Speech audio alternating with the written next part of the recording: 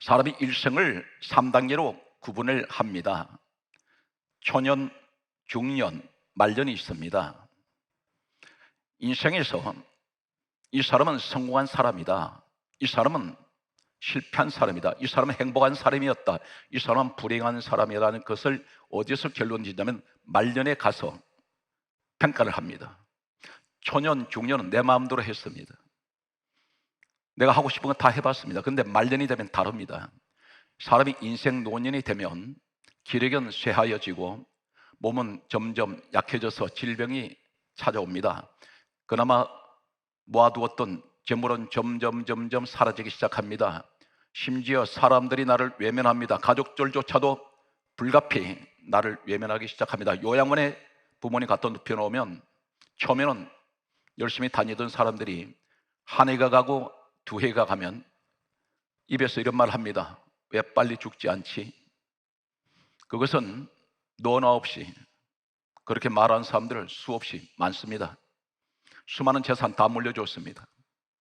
그런데 가족들조차도 내가 몸이 망가지고 나이가 점점 들수록 사람은 고령이 되면 사람들은 환영하지 않습니다. 천대시합니다. 무시합니다. 이 땅에 살아가는 분들 가운데 당신은 말년이 어떠한 모습입니까? 행복하십니까? 이렇게 질문한다면 대다수가 나는 행복하지 못합니다, 이렇게 답변하실 것입니다. 그런데 오늘 제가 성경에 소개하는 한 사람이 있습니다. 이 사람은 인생을 거꾸로 가는 사람입니다. 초년, 중년까지는 고난이란 고난은 다 겪습니다. 그런데 하나님께서 이 사람의 말년에는 하나님을 믿지 않는 사람들까지도 이 사람이 죽었을 때 70일 동안 이 사람의 죽음을 안타까워하면서 통곡을 했던 사람들이 있었습니다. 그 주인공 한 사람을 소개하면서 하나님께서는 왜 이 말씀을 기록하고 있을까요? 전혀 여러분 상상을 초월하는 오늘 말씀이 여러분에게 소개될 것입니다. 이 말씀 속에 이것이 다른 사람의 이야기가 아니라 바로 나에게 하시는 말씀이구나. 오늘 이 말씀으로 받는 여러분들이 믿는 자 가운데 역사합니다. 야곱을 소개합니다. 전 성경에서 인생 말년에 야곱 같은 축복을 받은 사람은 없습니다. 다는코 이 사람은 엄청난, 미리 말씀드립니다, 130년 동안 이 사람은 환난 가운데 있었던 사람입니다. 이 사람은 147세까지 살았습니다. 그런데 나머지 17년 동안은 화려한 인생을 살아가게 됩니다. 누가 그렇게 만들어 주셨습니까? 하나님께서 해 주셨습니다. 사람 힘으로는 할 수 없는 일들이었습니다. 성경 말씀은 이렇게 접근합니다. 창세기 47장 9절 말씀을 보게 되면 야곱이 하는 말이 이렇게 고백합니다. 내 나그네 길의 세월이 130년 동안 험악한 세월을 보내온 아이다. 고난이 아닙니다. 험난 일을 하지 않습니다. 험하게 하다 했습니다. 최악의 상황을 130년 동안 그는 그렇게 살아왔다고 고백을 합니다. 130년 동안 이 사람에게 어떤 험악한 일이 있었을까요? 일반 사람은 감히 상상하지 못하는 일을 겪게 됩니다. 첫 번째, 창세기 27장 41절 말씀에는 이렇게 기록하고 있습니다.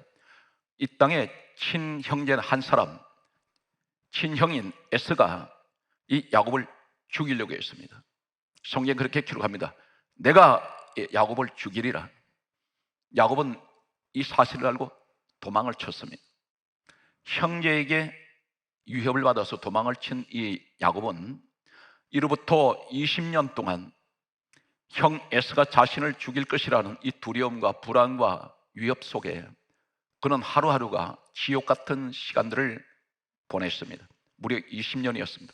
20년 지난 후에 에서와 야곱은 다시 만나게 되었고 화해를 하게 됩니다. 이것도 하나님께서 그렇게 해주셨습니다. 이 사람은 형제가 자신을 죽이려고 했습니다. 창세기 31장 29절 말씀을 소개합니다. 장인 라반이 이 사위 야곱을 해치려고 하고 있습니다. 이렇게 말합니다. 내가 너를 해할 능력이 내게 있다고 말합니다. 다른 사람 아닌 장인이 그렇게 말합니다. 다시 말씀드려서 장인이 사위를 죽이려고 했습니다. 친형이 자신을 죽이려고 했고 사위 되는 자신을 장인이 죽이려고 했습니다. 이 사람 130년 동안 험악한 세월을 보냈다고 고백하는 그 내용 가운데 창세기 34장 2절 말씀에는 외동딸 디나가 백주에 대낮에 세겜이라는 남자한테 강제로 끌려 들어가서 겁탈을 당했습니다. 청천벽력 같은 충격을 받습니다. 심장이 터질 것 같고 이 사람은 숨이 멎을 것 같은 이런 처절한, 겪지 말아야 될, 상상 못하는 이런 처참한 모습을 눈앞에서 딸이 당하는 것을 보았습니다. 창세기 34장 25절 말씀에 보면 이 누이 동생 디나가 겁탈당한 것을 알고 복수를 하기 위해서 오빠 두 사람이 시몬과 레위가 칼을 가지고 가서 세겜의 남자를 죽였습니다. 한 사람을 죽인 것이 아니라 성경은 세겜에 있는 모든 사람들, 남자를 다 죽였습니다. 큰 충격을 야곱은 받게 됩니다. 아들들이 살인자가 되었습니다. 이것도 부족해서 창세기 34장 29절 말씀에 보면 이 시몬 레위가 세겜 남자들을 다 죽이고 난 후에 이 세겜에 있던 모든 재물을 성경은 빼앗아갔다 있습니다. 그리고 그것도 부족해서 그의 자녀와 그 아내들을 사로잡아 갔습니다. 납치범들입니다. 지금 야곱 눈앞에 전개되는 이 상황들은 말로 표현할 수 없는 상황이었습니다. 이 사건으로 인해서 세겜 주변에 있던 많은 부족들이 있었습니다. 이 부족들이 이 야곱 가족을 몰살을 시키기 위해서 사방에서 몰려 들어왔습니다. 또 한 사건이 일어납니다. 바로 이어서 터진 사건은 창세기 35장 22절 말씀에 보면 큰아들 루벤이 바로 야곱 이 사람 아버지의 부인 가운데 빌하라는 여인을 겁탈을 하게 됩니다. 동침을 했다고 성경은 기록됩니다. 아버지의 부인을 아들이 동침했습니다. 야곱 눈앞에서 그런 일이 일어났습니다. 이 자식들 때문에 심장은 갈기갈기, 마음은 다 찢어질 때 찢어졌습니다. 창세기 37장 사건은 전체가 아들들 가운데 유일하게 사랑했던 아들이 하나 있었습니다. 요셉이란 아들이 있었습니다. 어느 날 형들에게 심부름을 보냈는데 이 아들이 행방불명이 되어버렸습니다. 바로 그 형제들 10명이 이 요셉을 노예 상인에게 은 20에 팔아버렸습니다.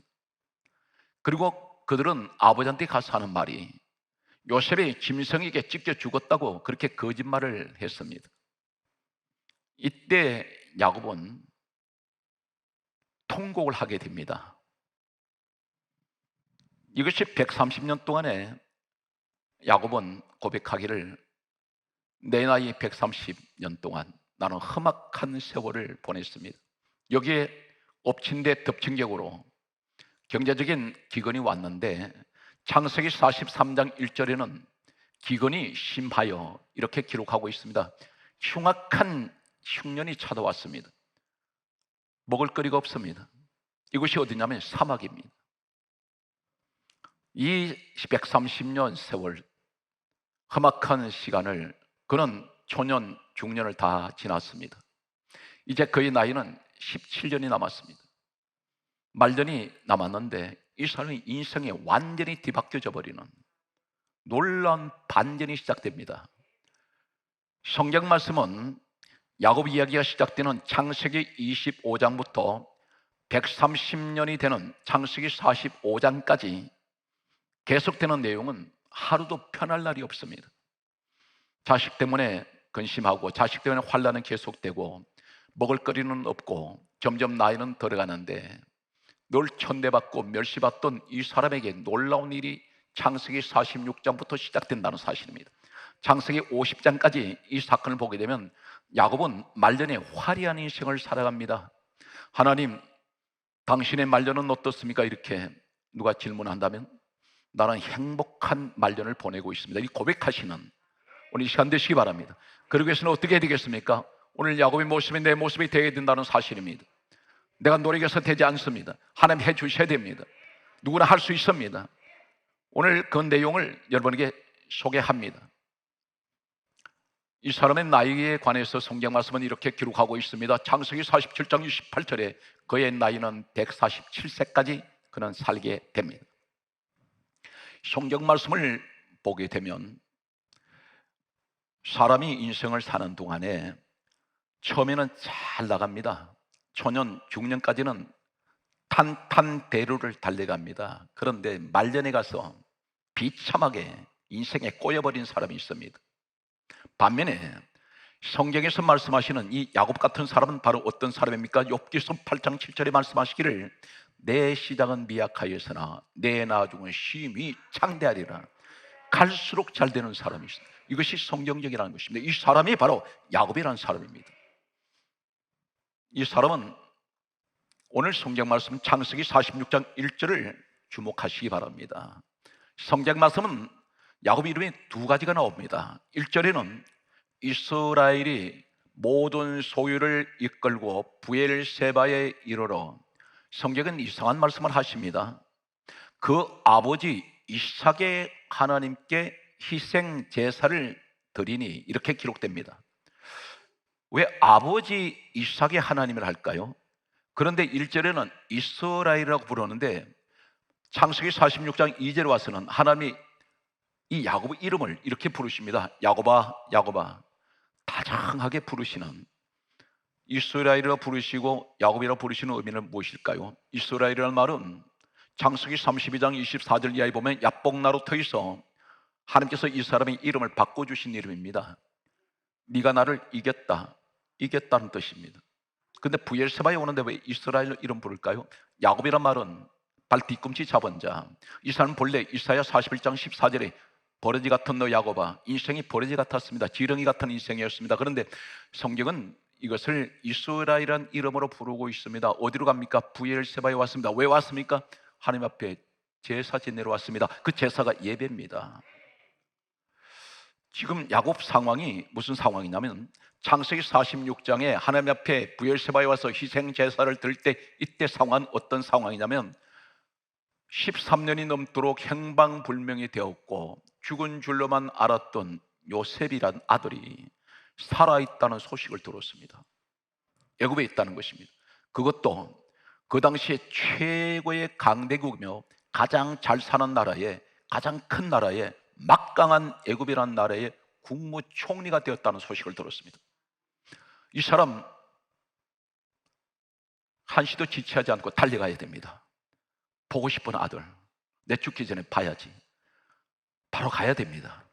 그리고 가족들이 몇 명이냐면 부엘세바의 창세기 46장 1절에 부엘세바의 모든 소유를 이끌고 왔던 이때에 가족들이, 성경이 이렇게 강조합니다. 창세기 46장 26절에 며느리들 외에 66명이라 있습니다. 여기는 어린아이까지 포함되어 있습니다. 나이 많은 노인도 있을 것입니다. 며느리들까지 합치면 약 70명이 넘었을 것입니다. 그런데 그들이 이곳으로 왔다는 것입니다. 왜 왔습니까? 예배드리러 왔습니다. 지금 가장 급한 것이 무엇입니까? 13년 넘도록 행방불명이 되었던, 죽은 줄로만 알았던 내 가장 사랑하는 아들이 살아있다는 소식 들었는데, 국무총리 됐다는데 빨리 가야 합니다. 그런데 가질 않아요. 어디로 갑니까? 예배드리러 갑니다. 우리 모습은 어떻습니까?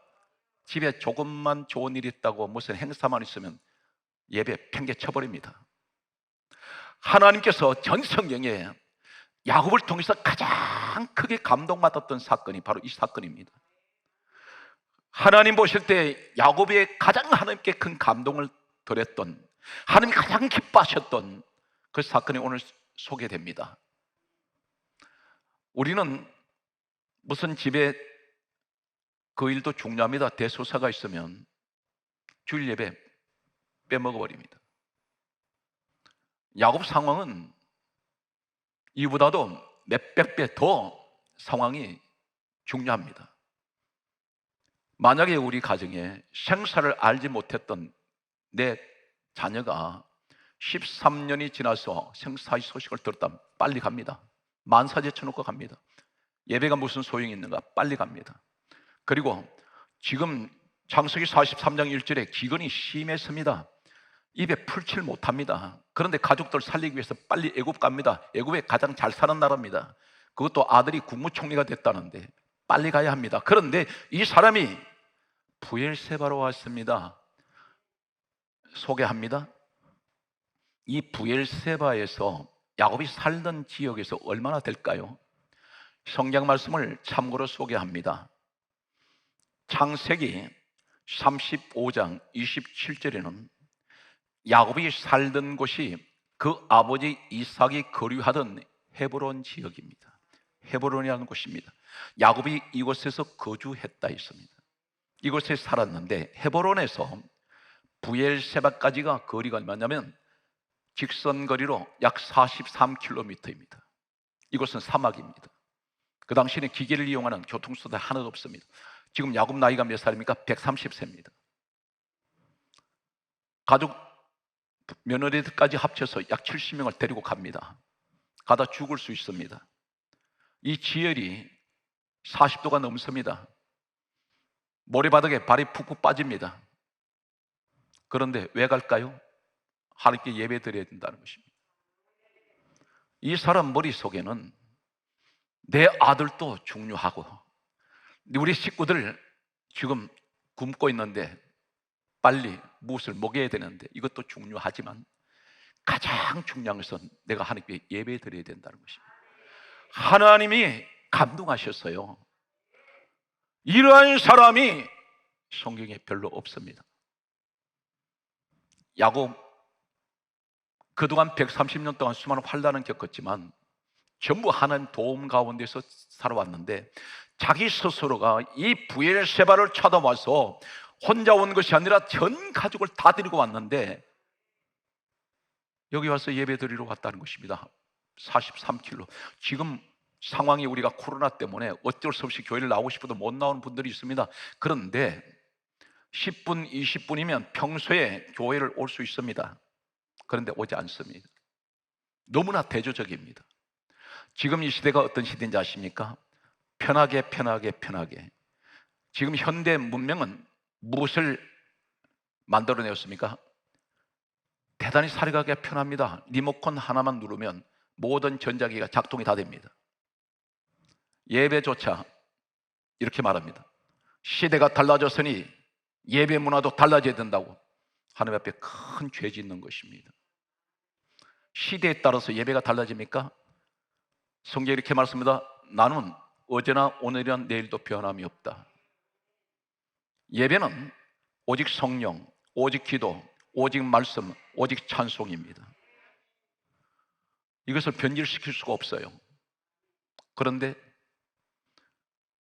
대면 예배가 시작되면 기계 앞에서 예배 드리고 있습니다. 하는 이 예배 얼마나 기뻐하실까요? 부엘세바로 걸어오는 약 70명의 가족을 거느리고 130세 된 야곱이 43km를 걸어오면서 죽을 수가 있는데 왜 거기 옵니까?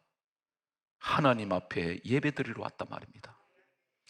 하나님이 여기서 결정적으로 공식적으로 야곱이 성경에 나타나는 공식적인 예배는 여기가 마지막입니다. 여기서 완전히 인생 역전이 되게 만듭니다. 하나님이 뒤집어 버립니다. 창세기 46장부터 50장까지 야곱이 이 땅에 살아가는 동안에 단 한 번도 그렇게 자식들 때문에 마음을 놓지 못했던 그가 자식 문제가 다 사라지고 가난 문제가 없어져 버리고 질병이 오지 않고 건강 장수의 복을 누립니다. 그리고 마지막 떠날 때에 하나님을 믿지 않던 애굽 사람이 야곱 죽을 때에 70일 동안 이 야곱의 죽음을 슬퍼하면서 곡을 했습니다. 하나님 믿지 않는 사람들까지도 70일 동안 통곡을 했던 바로 그 사람이 야곱입니다. 가장 화려한 인생 소개합니다. 왜 브엘세바일까요? 이 브엘세바 제단이 있습니다. 예배 제단인데 어떤 유래를 가지고 있습니까? 야곱에게는 3대의 믿음을 얘기한다면 아버지 이삭이 있습니다. 할아버지 아브라함이 있습니다. 그런데 창세기 21장 22절에서 34절 말씀을 보게 되면 할아버지 아브라함이 브엘세바 이곳에서 예배드렸습니다. 기도했습니다. 그 자리에 섬겼던 자리예요. 그런데 그 아들 이삭이 창세기 26장 23절에서 25절을 보게 되면 바로 브엘세바 아버지가 예배드렸던 자리에서 예배드립니다. 그때 하나님이 이렇게 말씀합니다. 이삭의 하는 말씀이 창세기 26장 24절에 나는 너의 아버지 아브라함의 하나님이다. 여기서 아버지 얘기를 해요. 아버지는 세상 떠나고 없는데 아들이 예배드린 자리가 하나님은 누구를 생각하시냐? 너 아버지가 여기서 예배드린 거 내가 기억난다. 야곱이 브엘세바에서 예배를 드립니다. 그런데 성경이 이렇게 말씀합니다. 본문이 창세기 46장 1절에 브엘세바에서 그 아버지 이삭의 하나님께 희생 제사를 드리니 2절에 야곱아 야곱아 하나님 부르세요. 그러면서 3절에 뭐라고 말씀하는지 아십니까? 나는 너의 아버지의 하나님이니. 이상하잖아요. 아들이 예배드렸더니 그 자리에 예배드렸더니 하나님이 나는 너 아버지 하나님이야. 이삭이 예배드렸더니 나는 너의 아버지 아브라함의 하나님이야. 3대가 한 제단에서 같이 예배드렸단 말입니다.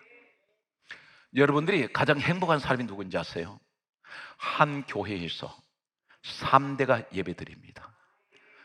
손자가 나와서 그 장소에서 예배드렸더니 하나님 뭐든지 아세요?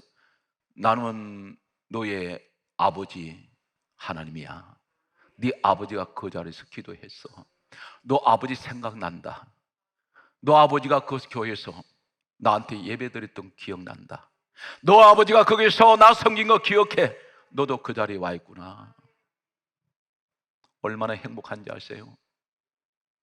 꼭 아들이 엎드릴 때 예배드린 장소에서 꼭 하나님 말씀합니다. 나는 너의 아버지 하나님이다. 3대가 믿으면 이런 말이 있습니다. 하나님을 3대만 잘 믿어버리면 발등에 불 떨어지는 일이 없다. 그런 말 해요. 대충 하나님 예배드린 거 기뻐하실 것 같습니까? 우리 하나님 전능하세요. 무서운 분이세요. 불꽃 같습니다. 교회에는 많은 숫자가 있지만 내가 진실로 찾는 자가 보이지 않는다 말씀하세요. 예배는 모든 신앙이 총결산하는 자리입니다. 여기는 말씀이 있고 기도가 있고 찬송이 있고 믿음이 있어요. 성경 말씀은 이렇게 기록합니다. 야곱은 그 일생이 대표적인 사건 3가지를 보게 되면 창세기 28장 10절에 보면 이 사람 문제만 나면 꼭 교회로 와요. 그 베델이었습니다. 여기서 하나님 뭐라고 말씀합니까? 딴 데서는 말씀 안 하시던 하나님이 베델에 왔을 때 창세기 28장 15절에 이렇게 말씀합니다. 내가 너와 함께 있어. 내가 어디로 가든지 너를 지켜주마. 이 사람이 창세기 35장 1절에는 아들들한테 환란이 닥쳐왔을 때에 몰살당하기 직전에 하나님께서 말씀합니다. 야곱아 일어나 베들로 올라오너라. 이 베들은 하나님 집입니다. 올라갔더니 5절 말씀에 이렇게 말씀합니다. 하나님께서 사면을 다 막아주셔서 야곱의 아들들을 추격하는 자가 없게 하셨더라. 아버지가 예배 드렸더니 아버지가 교회 중심 되었더니 자식들한테 오는 문제가 다 막아져 버려요. 이것이 하나님이 하신 일입니다. 이제 야곱의 애굽 생활 17년 어떤 모습이었냐면 자식들 문제는 하나도 없이 다 사라지고 130년 동안 겪었던 문제는 다 사라졌습니다. 여기에서 성경 말씀을 이렇게 기록합니다. 147세로 그가 세상을 떠날 때에 그의 신앙의 모습을 신구약에 한 군데씩 기록되어 있습니다. 창세기 49장 33절 말씀 보게 되면 야곱은 죽을 때에 발을 침상에 모으고 하나님께 예배 드리면서 죽었습니다. 숨졌다 했습니다. 여기서 발을 침상에 모은다는 말은 유대의 관습은 사람이 죽을 때 발을 침상에 모으는 것은 한나로 모으는 것은 예배입니다. 그럼 마지막 죽을 때 예배 드리면서 죽었습니다. 이 사실을 히브리서 11장 21절에 신약은 야곱은 죽을 때 그 지팡이 머리에 의지하여 하나님께 경배하며, 그 기력이 없는데 지팡이를 의지하고 하나님께 예배 드리면서 죽었습니다. 이 야곱이 애굽에서 어떤 일이 있나요? 장사를 지낼 때에 창세기 50장 3절은 이렇게 기록합니다. 하나님을 믿지 않는 애굽 사람들이 야곱의 죽음을 애도하여 70일 동안 곡을 했습니다. 통곡을 합니다. 화려한 인생을 말년에 그는 살고 갑니다. 그가 살았던 곳은 애굽에서 와서 창세기 47장 1절에 고센 땅입니다. 이 고센이라는 곳이 어떤 곳이냐면 후손들에게 훗날에 출애굽 시대가 왔을 때 어떤 축복이 옵니까? 창세기 말씀이 끝나고 출애굽기 9장 26절에 보게 되면 고센 땅에는 애굽 전역이 우박이 쏟아져 가지고 모든 농작물들이 다 망가졌을 때에 농사 지은 것마다 하나도 거둘 것이 없습니다. 그런데 고센 땅에는 우박이 내리지 아니하였더라. 자연 재앙이 오질 않아요.